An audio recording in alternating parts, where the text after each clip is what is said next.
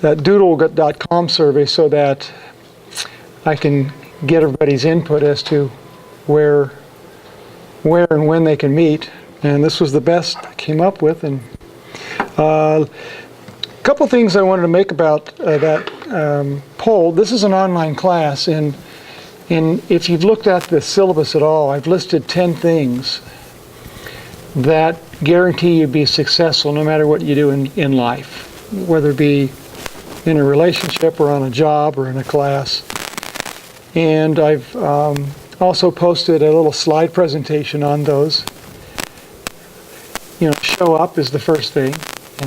Pay attention, ask questions, get involved, some of the big simple things like that.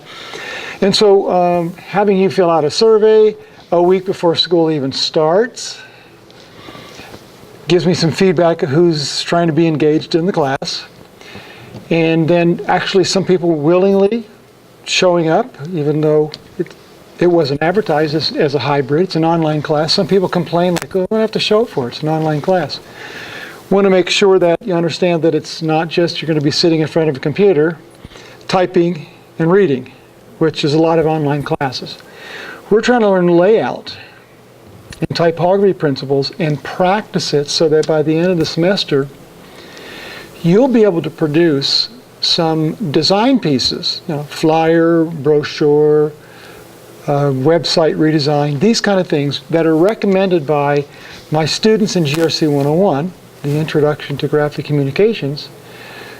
They work with a real client, and they will put together documents making recommendations of the kind of design pieces, the kind of brandings, the color, the message that should be included in whatever these design pieces are. And then you'll receive these, and this will be near the end of the semester, almost like a final project.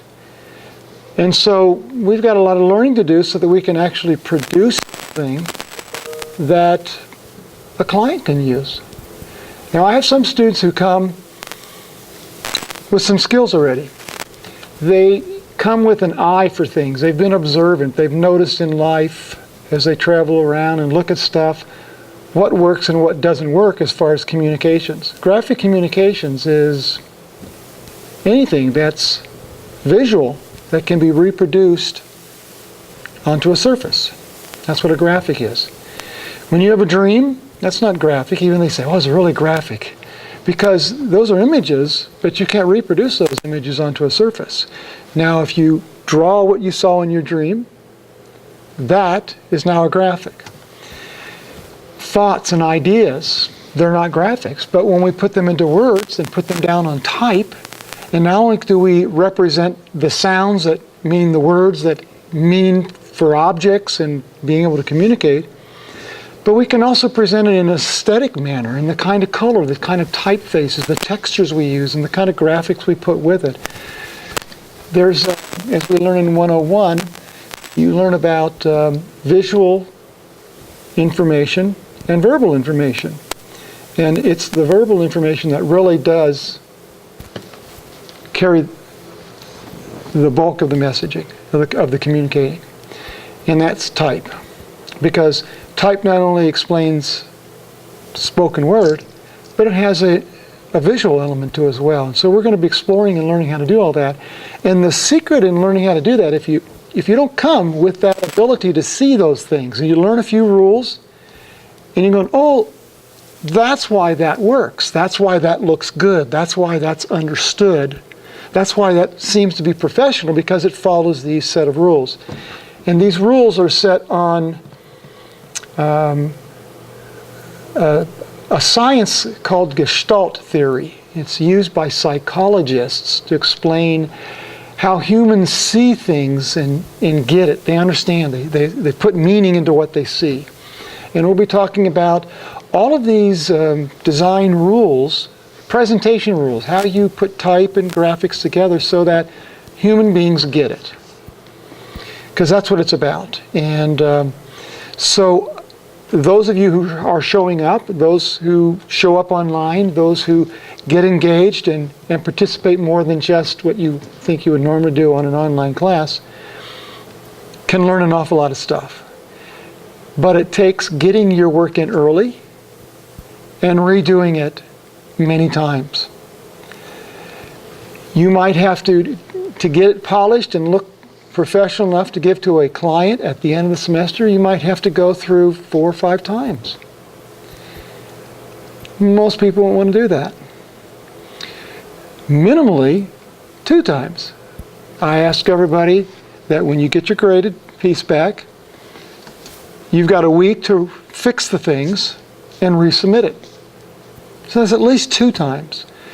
If you get it in early, I'll give you feedback before it's actually due. You could fix it, submit it in on time. If you submit it on time, you made the deadline. That's something you can do. Even though it may not look good, even though you're still learning, you can polish it up and resubmit it later. Every project can be resubmitted. In fact, I want to really encourage quite a few iterations, cycles, back and forth, feedback, critiquing it, getting some ideas. Not so much I'm going to say, okay, put this over here and make that color here. Not those kind of critiques. Once in a while, I might say the headline doesn't have enough contrast.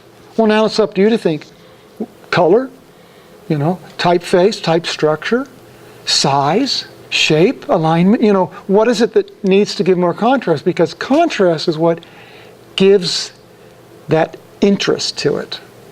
The more contrast, the more the human mind goes, ooh, that's exciting. When everything's all blasé and the same. And you'll see a lot of people who begin in this class, beginning designers, they take all their objects, all of their type elements and all of their graphic elements, and they make them all about the same size, and they equally distribute them around the page. And it's as boring as all get out, And if you want to take a picture that get one eye, and this part, and you blow it up and it takes up 2/3 of the page, and then you work with the shapes and the colors and the contrast by putting type over it, now it's interesting to look at, right?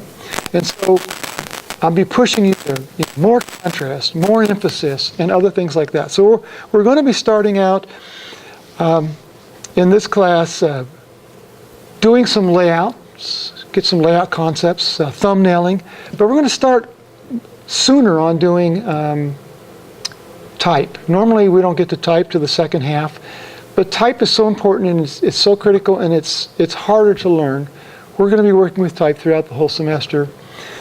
I used to do the advanced typography class when we had one, and I'm going to be using 1 or 2 assignments from there in this class now, because it goes right along with what the other instructors are doing in the other sections. We have 4 sections of this class this semester. That's a lot. 3 is plenty. 2 is what we normally have. And they're teaching it with a big emphasis on type, and they have their students trace letter forms and design a typeface and make a poster out of nothing but just type and those kind of things. And so I'm going to be incorporating some of those in this class. So mainly what I wanted to do is, by having you show up, is hear my voice, see that I can get kind of animated. I'm kind of mellow right now. I'm very emphatic. A lot of people say, well, man, he's always angry. He's always upset. No, I'm always excited about stuff. And I do want to push my students, but if it's not about having fun, and if you don't see some progress and you don't see, well, that's cool what I just did, why are you taking this? You probably won't want to go on and do anything. This class would help you no matter what you go on to do. A lot of people don't end up being designers, but in some way, shape, or form, they put together a flyer once in a while, or they have to have some sort of a newsletter, some way where they're using these principles. They're basically presentation principles, how you present type and how you present graphics in what they visually and verbally represent, and you put it together so that, and I'll say this many times in this class, your job as a designer, as a layout designer, as a typographer, your job is being a communicator. You use type and you use graphics to communicate. And your job is to organize and structure and put together all this so it looks attractive. It catches their attention, holds it long enough, sometimes just a few seconds is all you've got, for them to say, ooh, I know what this is about and I'm interested in it. And then as they get into it, it's presented in such a way that your viewer doesn't need a lot of effort to figure it out. You've done that. If your viewer has to spend energy and time to figure out what you're trying to say or convey, you haven't done your job. Now, I know people say, well, they're supposed to get the meaning out of it, and everybody gets different meaning out of it, right? No, you're talking art there. This is not an art class. We don't put type up there to be really artsy. If it doesn't communicate something, if it doesn't capture your attention and direct it to something that has some meaning and conveys a message, that's how you're getting paid. You're getting paid because somebody wants to communicate something, and they're hiring you to do that. So that's kind of the rule. Your job is to make it as easy as possible, with little, if any, effort on the part of the viewer to get the message. And too many people spend a lot of time on the aesthetics. Very, very important. You got to capture their attention. But you also have to pay attention to a lot of detail. Any little distraction will kind of ruin what you're trying to do. I'll give you one example. There was some sort of a medical ad. I don't know if it was for a medical device or a medical service or insurance, whatever, but there was a nurse and a patient. They were looking at each other. There were profiles, both of them. The nurse had the stethoscope out, and the patient was looking at the nurse. It's a natural thing to look at faces first. And then you look at the faces and the way they're looking at, and they're looking at each other. So you look from the patient to the nurse, and you're looking right at the nurse, right at her face, and there's her nose sticking out. And right on her nose is this big black wart. No, wait. That's not a wart. That's a weird shadow on the wall behind her that is juxtapositioned with her nose, and it looks like a big old haggy wart. The photographer could have went, okay, let me go down a little bit and let her nose eclipse the shadow. The artist could have photoshopped it out. The designer could have picked another photo, could have dropped out the background. How did that get missed? So part of this visual literacy you're going to learn in this class is seeing the distractions and eliminating them.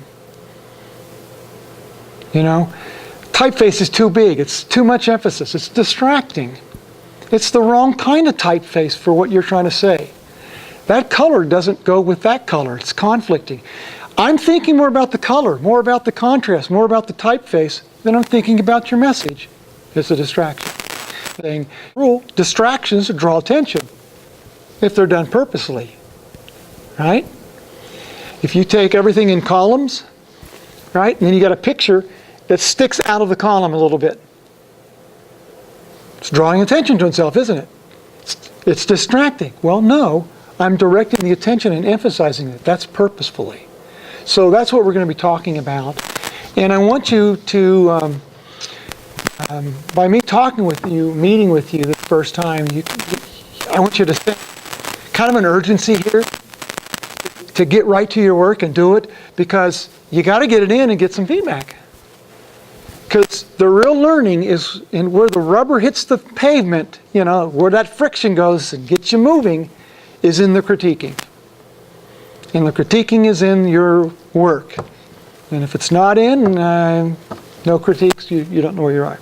So that's the main thing I want to convey here, is that I really want you to succeed. I want you to have fun in this. And I want you to be serious about the class, even though we're not meeting face-to-face like we are. The other sections, instructor's right here. I know a lot of people can't be here today because they probably can't be at any class at any one time. They've got busy schedules and that, and it serves a purpose to doing it online. Now, I've had some issues. Someone have brought up some of the issues with the information that's being on the website in Canvas.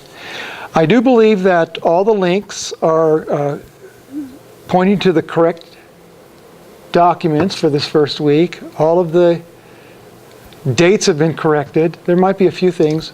Someone had a problem with, I've recycled information from previous semesters, and it brings over dates and some of that stuff, and it gets missed, and ran out of time getting it fixed. I've been trying to move from one house to another I'm buying in the last 2 weeks, and we have a lot of stuff to move, let me tell you. And so I haven't gotten to this. And it worries me because if you guys don't get a really good start, a really good routine, a really good focus of what you're doing, you kind of lose interest, you get a little discouraged because it's a hard thing online. Sometimes people sense like they're all out there by themselves, and I don't want you to feel that way. Now, I have met with my classes once a week. I poll them. I'm using the information to pick a time when most of you can come online. You don't have to come to campus. Just get online. We use Collaborate, Blackboard Collaborate. It's been in some of the instructions. Some people have asked, where is it? I can't find it. And I'm going, I don't know where is this. I found out school doesn't have a license for Collaborate anymore. So now we use, it's a more simple form, so that'll be good. It's called the Big Blue Button. And I may find some other ways of doing that. I want to meet where we have a synchronous experience. Some of you can have a synchronous experience. You can show up, you can see me, I can see you, we can hear each other, we can have a conversation, you can have questions, we can do critiquing. And if you can't attend those, they'll be recorded. The problem with the Big Blue Button is the recordings only last like 2 weeks and then they're gone, which encourages you to go see it before they're gone. I require you to see it within 2 days after I present it because it's current. It's about this week. And so anyway, the Big Blue Button is what we'll be using, and I will be communicating with you through through Canvas. There's email and Canvas if you want to work that one up. Mostly I use the announcements. It's not just, hey, I've changed the due date for this assignment. It's kind of important. It's more than just real announcements. There might be pieces of instruction or some things like that that'll be present there. Make sure you go through all the items in the first week module, one at a time. Because if you don't go all the way through them, you won't have access to the discussion forums, which you have to answer a question and respond to somebody else's before the end of the week. And there's usually a list of 4 questions. Sometimes you might have just one question and you comment on it based on what I've put online, what we've discussed in the live sessions. And you won't be able to do that until you've gone through that introduction. I want to make sure you go through that. And part of it explains signing up for notifications.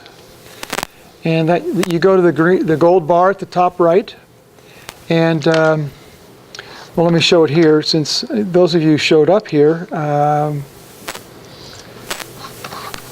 you can at least follow me. I'll just have to, I can't show you those that I'm just watching from this recording.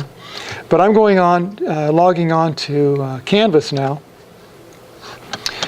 And I'm going to 104. And you'll notice in the upper right-hand corner there's a gold bar. It's got your name, inbox, settings, log out, and help. These are universal, global settings. Over here on the left side, underneath the name of the heading, which says Home, Syllabus Announcements, there's settings at the bottom, but those are settings just for this section, not global. You want to set the global settings. You go in there, and you can see that you can go to notifications once you're in there, and you can set when announcements are made or any changes to the calendar, you can have it text you or email you immediately, so you won't miss stuff. Now, I will also email you as part of a class mailing list. When something is so important that I don't trust you're going to get it, and it's really important, like, okay, I'm sick, I'm not going to show up in an hour, okay, I'm going to email everyone that if that would happen. Hasn't happened. Years I've been here. So I'll email that to you. Now you'll get a message from GRC at lists.csn.edu. That's the email address. If you hit reply, like few of you have done that already, and it's then your reply sometimes has been kind of personal to me, right? It's about your individual situation, you couldn't show up, whatever. If you hit reply, it's going to go to everybody on the email list. Okay? Now that's great. It's a good teaching aid. I mean, if you got a question, you can use that mailing list and just say, hey, I'm confused. There's 2 dates down here. Did Ed clarify that? Or, I'm not quite sure I understand this concept of an open counter versus a closed counter. And you got a question, it goes to everybody. Even I see it. And somebody can answer it, and then everybody will get the answer. So it's a mechanism that you can very quickly get some answers. You might be surprised, 2 in the morning, how you might get an answer from somebody. That's a quick way of doing it. I do it so that I'm assured that everyone gets the information without having to log in. Now, you got to make sure that you go to My CSN and that your email address is what you check every day, because that's the email address we use for the email address. Okay, so I do make quite an effort to keep you in communication. So let's go in here and take a look. Let me walk you through. I'm going to put together a video, a screen, what do they call it, a screen capture. What I'm describing right now for those that aren't here and can't follow along. But on the left side, I can't remember what this list of stuff here, this is kind of like an index here to your course. Under modules, that's where you want to go. I've got everything listed week by week in chronological order. I would prefer you to go through them. I know sometimes there's an inclination to jump right down here and do the discussion point. What's the point of doing that? Well, to get it out of the way, there's some points for that. Well, the discussion points are based on the readings. And as you can tell here, this is an old one right here, but I've got a course overview page, which I'm trying to make sure matches up with the calendar. If they don't match up, let me know. I'll make sure they match up. I'm suggesting that the course overview just gives you an idea of the whole course, what's due when and all that, but it's actually the calendar that I'm going to hold you to the deadlines, okay? So it's kind of critical I keep that right, and if it's not, I'd appreciate it if you help me out here if there's some sort of an error on that one. But there's some things about the calendar. Every week, if you take a look here at the calendar, you'll notice at the end of every week there is a discussion forum entry. There are 2 entries actually. You're going to comment on one of the listed questions that I put in there, dealing with what we've talked about that week. And you can see this is due by midnight, or 1 minute to midnight, Saturday night, okay, at the very end of the week. So you have all week to take care of answering those questions. Also, when there's a quiz, that'll be the deadline too. The assignments are going to be due on Thursday. I don't have them posted right here yet. This says here it's Friday. I'm going to change this to Thursday because I'm going to be doing the grading on Friday to give you the feedback. And then on the weekend you could work on it and hand it in again for comment again for next week. So that's why I want to I will post videos like this where you don't attend, or it'll be in big blue button earlier in the week so that you can have 1 or 2 days to get to it. You can use that information, apply it toward what you're working on currently. There'll be an assignment due basically about every other week. And they get a little tougher, and sometimes they overlap a little bit.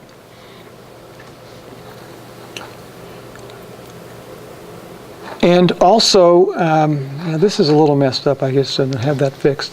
You'll be either showing up to the big blue button or the video, or I don't know what to call it. We used to call it collaborative session. The live session. You either show up and then you can participate. You can participate in the synchronous. It's just like a classroom, except you don't worry about me getting excited and spitting on you. But you need to report on that. If you attend it, there is a forum, and that's due 2 days after. Usually it's like Wednesday or Thursday. You'll just report on it. I attended. This is the coolest thing that I got out of it.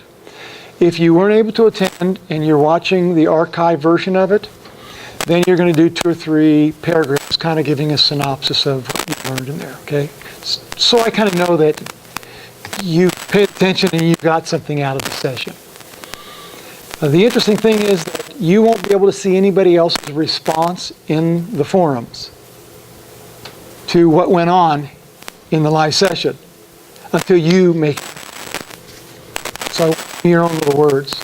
And then, of course, you'll then see everybody's comments, and then you comment on one of theirs, just to have a little bit of discussion. There's some various opportunities that you can learn that exist on an online class, that do not exist in a campus-based class. For example, in a campus-based class, I don't have time to address everybody's question, and everybody doesn't have time to comment. But you do online. And you can receive a lot more individual attention. I want to take advantage of Forte, that strength of online course. And of course, it overcomes the weakness of some people feel the disconnect because they don't, see people. I will be offering in the semester, if you want to come in and get help at any time, feel free. Okay? You can show up in any of my class periods. I've got a work study this semester, so supervising the work study, I'll be in a lot. And you can show up if you want to. A lot of people don't take me up on that. I have some students that are in this class, the online 104, and they're in my campus-based 101 class. They see me twice a week. And the whole semester go by, and not once did they ever talk to me about something in the online class. That's kind of strange, how they just kind of separated those two things. But I'm pretty open. You can come up if you want to get some help. Now, particularly at the end of the semester when you're putting together your design pieces, you're going to have to make some mock-ups. Get a mat knife, get some scissors, glue, put things together, make it look like an actual printed piece. We've got lots of materials and facilities here, and you'll want to come in and do that. But okay, any questions on this? I don't need to go over the syllabus. It's there. You'll read it. I do want to explain about the gradings a little differently. I keep trying to go to giving letter grades, and I just have a problem with that. I keep doing the point system. And the problem with the point system is there's no rounding like in a letter grade. You get a B, right? What's a B? 83 to 85, 86, or whatever, right? A B. I get B pluses or B minuses. Well, when you get points, you get exact points. And there's no rounding up or down, You got a B, an A, an A, and an A. What's your final grade? Let's see, 3 A's, 2 B's, maybe an A minus. If I did the point system, it'd be like probably a B plus or B. I give a lot of extra credit. I give you a chance to resubmit your assignments to get those missing points. It's and I don't give grades. I assign one letter grade at the end of the semester, and that's what you've earned. People say, well, can you give me an A? Well, I can assign you an A if you've got the points for an A. And so it's the same percentage, 93% of the available points is an A. Now, a lot of extra credit will be throughout the semester, and that doesn't count for the base points. That's all extra. I've had, in 20 years, I've had one student get an A+. Got more than 100% of the total points you can earn in the class.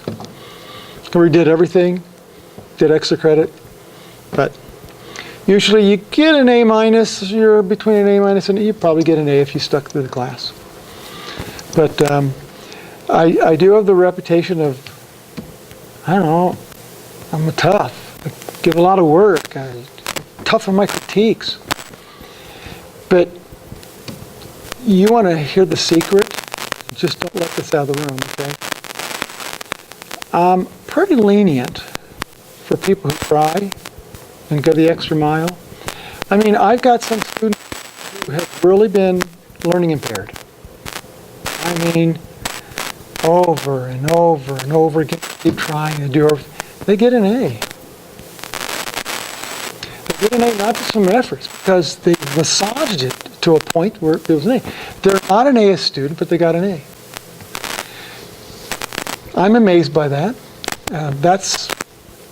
That shows soft skills.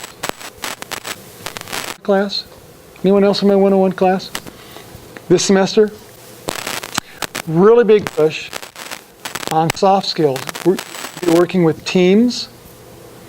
You'll work with designers in here, and you'll be working with a client. That means you're going to be the designer. You'll be the designer of the stuff that you're working with your team on, with your clients. So those are taking both of those, a pretty good opportunity to work together on that. But if you'll learn in 101 that soft skills is really emphasized. Are you creative thinking? Can you solve problems? Do you show up on time? Do you cooperate with other people? Do you have teamwork? Do you communicate well? 85 to 90% of employers list these kind of skills above the technical skills you're trying to learn in layout and typography and Photoshop and design and all that. Those soft skills or those employability skills is what gets you the job and get you to keep the job. Now, promoting it and how well you get paid is how well can you design. But that usually is an indication of, are you good at solving problems? And the problems you're trying to learn in this class as well as in all the other classes is solving a communications problem. And how do you do that? Well, you use graphic design. Now, I'm going to tell a little bit about me. I'll give you a chance to just tell a little bit about yourself. I think I've asked you to introduce yourself online, and that'll be good enough. But since you're here, you can confess what's different about you, okay? I am I got it out. Anybody know the Greek? Spanish, same word for sand. That's what they put in the arena, sand, to soak up all the blood from the gladiator fights and that. That's why they call it an arena, because it's sand. And file means a love of. Someone who collects sand. Not only do I collect sand, I collect soil. From places that I've been, I ask people to collect it for me. I got over 1,050 samples so far. Pittance. Some people have 30,000. There are quite a few of them. Look up the word online. Arena file, sand collecting. It's pretty some interesting stuff. I guess it's because I'm so detail oriented. I got a microscope. I look at the sand underneath there. I take pictures of it. It's fascinating. Some of the sand looks like a bowl full of jewels. One of my favorite sands is each little sand particle. You can't see it from here, but when you look at it on a magnifying glass, they're all little star shapes. They're little crystals. Got them from the North Shore of Guam Island. But anyway, that's what I kind of do. I like the outdoors and exploring and stuff like that. So, and I love type. I'm not sure, I believe, like some people who really love type, that he or she who dies with the most fonts wins. Because I haven't been able to figure out what you win, but I am like to collect fonts and look at those, and you'll get a chance to design some letter forms yourself in one of your projects. So tell me, why are you in this class other than, I'm a GRC major? And one of my main goals, I guess, is being able to create something that can stay for a while. So whether that be like a game or a poster or something that can just stay in the world while I'm gone, that's kind of like one of my things. Okay, you're into legacy, huh? Yeah, I know. That's what the rich do. No, seriously, the poor are worried about where's the next meal, how do I survive, right? And then the middle class, those, they're more concerned with, helping other people. And the rich, they're concerned about what legacy am I going to leave? What kind of a fellowship can I set up, or some sort of, thing like that. And what you're doing, when you're a really good designer, you're rich. You have a richness, you see things in that. You want to kind of leave a legacy, and that's really good. Because when you put that effort in there, in your work, it will demand attention. And that's what gets you noticed, and that's what gets you a job. And as I mentioned earlier. So you're in 104 also, or are you early for 101? You're early for 101, huh? Yeah. Oh, that's why you said you're in 101. Well, you might be working with one of these two people as designers in the class. Hi, my name is Jericho, and I'm pretty much versatile. I can do so many different things. But like you were saying, being visually creative, like being able to see things and stuff, I'm good with that. I'm very creative. So I'm pretty much in this, going through this degree to try to figure out exactly what I want to do, because I also make clothes and paint and draw and so. So you're a creative type. Yeah. Yeah, and people think that communicators are boring. A good communicator is a pretty creative person. If they're a speaker, they know how to use the right words, the right inflection, the right presentation, timing, and how to look. I mean, there's so much in it. It's a skill. It's creative. And typographers, the same thing. They know how to use. It might be something just sitting there on a page, but maybe you get into kinetic typography. We'll talk a little bit about that, where type moves around. That's becoming quite popular. Where animated, graphic, and people read the words at the same time. I guess maybe that's cropping up because a lot of people that watch TV, they go mute. But they got this really fun stuff here, and they're looking at it, and they still get the message. It's like captioning, animated captioning. And so anyway, a lot of material online. You probably noticed there's 6 books. 5 of them are free. They're online. I give you some readings out of that. But this is the book that you need to buy. And I can stand behind this book. Why? Because it's inexpensive. I always hate to require a student to spend a lot of money. In the 101 class, this brand new is like 120 plus. I don't use the current version. I use an earlier version because it's more appropriate. You get it for $5-10 online because it's out of print. But this is like 16, 17 bucks. It's good. And one of my other instructors uses this, whom I admire. And I've been using Elaine Lupton's materials. She's got a nice website. And I've been having my students go through a little, it's not like a webinar, it's more like a workshop online with. And I like her approach in that. And so this is about type. There's some other books that are online. It's about layout. My background is in publishing. Okay, I graduated in communications. My undergraduate was communications. I ran a yearbook before we graduated. I ran a newspaper for 3 years after I graduated. For 20 years, I put together an annual publication here in town. I like, multi-page documents, and that's kind of my background.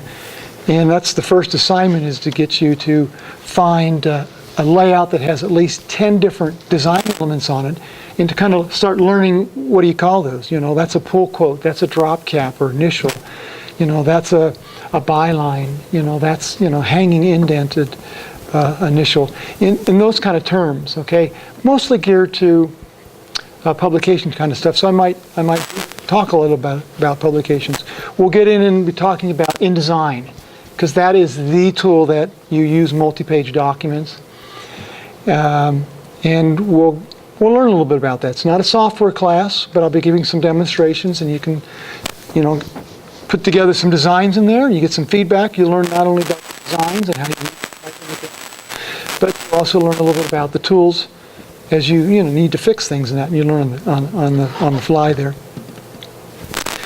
So there's readings in the book, and there's quite a bit of materials, there's videos, there's other things. Seems like there's a lot of information that I put online, and I confess, it's kind of like expecting my students to get a drink out of a fire hydrant.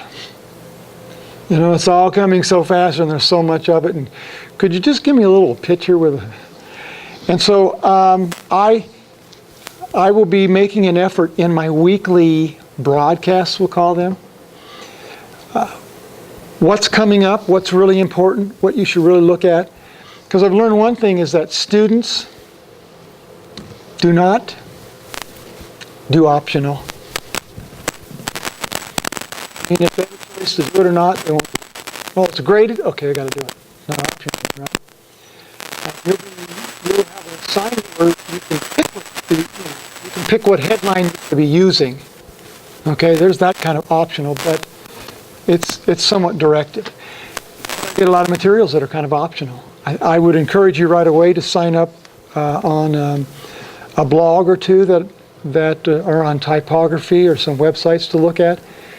There are students once in a while that really get into it and do that. I've had a student who went to a typography conference, convention, once a year.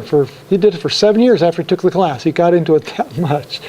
I'm not expecting that much from you, but there's a lot of material that I'm presenting, and the quizzes, the way they've been established is they're more like worksheets, but the final exam is going to be brought on campus, to come to campus to one of the test centers and get a password and take that. That's both for all my classes that way. And that would be a real test. But the quizzes are more like work questions, and you can work through them based on the readings. But the questions of what we're going to do this time, a lot we can go over.